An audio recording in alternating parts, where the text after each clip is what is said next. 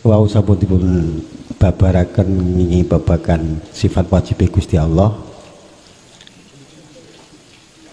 Terus ingkang dereng kula mangertosi niku hubunganipun sifat wajib Gusti Allah mutakaliman kalian nufus, anfus, tanafus, napas.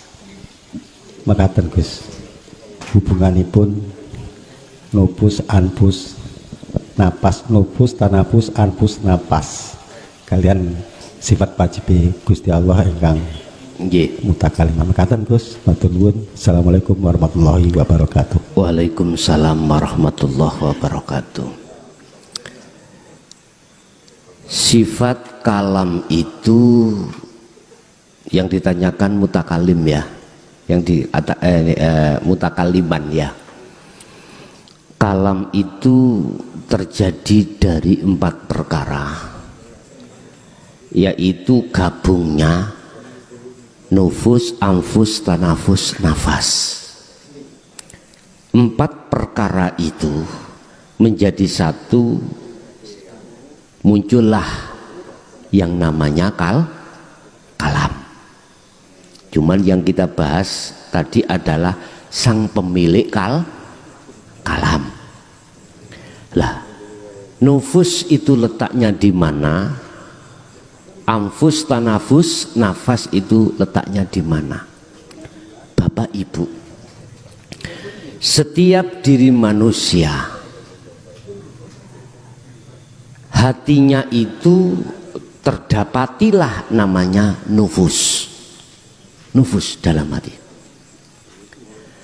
Ketika nufus naik ke akal, maka akal ini punya cita-cita, punya angen-angen.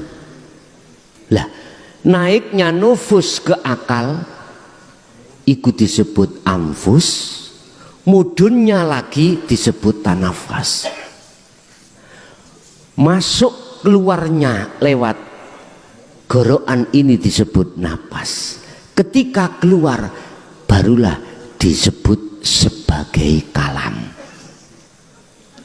Jadi 4 perkara ini menjadi satu disebut kalam, dawuh. Lah, siapa yang punya dawuh? Kembali lagi, itu yang Al-Quran Allah katakan, laisa kamislihi syai'un. Loh, ini intinya kita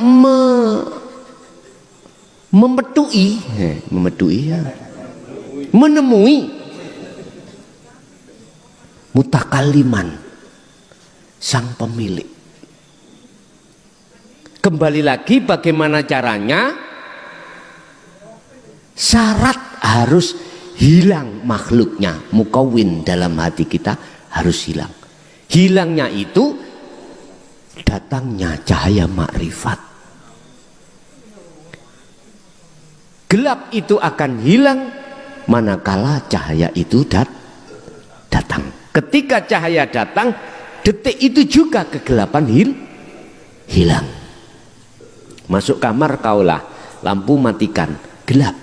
Tapi ketika saat dipetek sekakelnya, lampunya menyala, kegelapan langsung saat itu hilang. Terus bagaimana mendatangkan cahaya makrifat di dalam jagatnya ruh? Kembali lagi Bapak Ibu, inilah yang tidak terlepas dari perilaku zikir. Ini zikirnya ruh. Itulah yang kami sebut sebagai sirul asror. Baru itu akan datang iman yang tadinya itu kalam selain Allah di dalam hati hilang. Akhirnya kalami jadi kalamullah, iman dalam hati sampean. Karena jenengan itu melihat Allahnya, tidak melihat mukawin. Mukawinnya sudah tidak ada bagi jenengan. Akhirnya apa yang dilihat? Yang dilihat adalah yang sejatinya yang berkalam. Siapa? Allah Subhanahu wa ta'ala. Terus apa hubungannya antara sifat papat tadi dengan mutakaliman. Laksana, mohon maaf ya, tapi mungkin yang dimaksud laisa kamisli syai'un itu Allah ya sudah tidak ada. Allah jeneng lo maksud Allah ya, yang melihat dan yang dilihat dan perkara yang dilihat itu sudah fana. Artinya di dalam makalah beliau yang lain dikatakan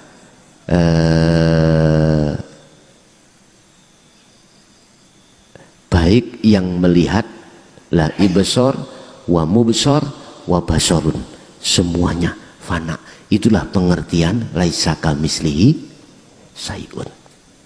Apa hubungannya antara nufus, anfus, tanafus, nafas dengan mutakaliman? Itu ada kaitannya. Sebab kalam itu jatuhnya dikatakan kalam sebab proses dari sifat papat mang.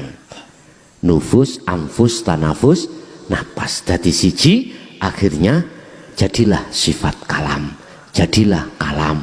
Lah sekarang siapa yang berkalam? Yang terpenting hati kita harus mentajalikan. Bisa mentajalikan kalau sudah melewati tahali. Apa tahali? Membersihkan iman dari keakuan selain Allah. Harus hilang, setelah itu tajalli, menetapkan iman itu semuanya adalah agunya Allah. Nggih.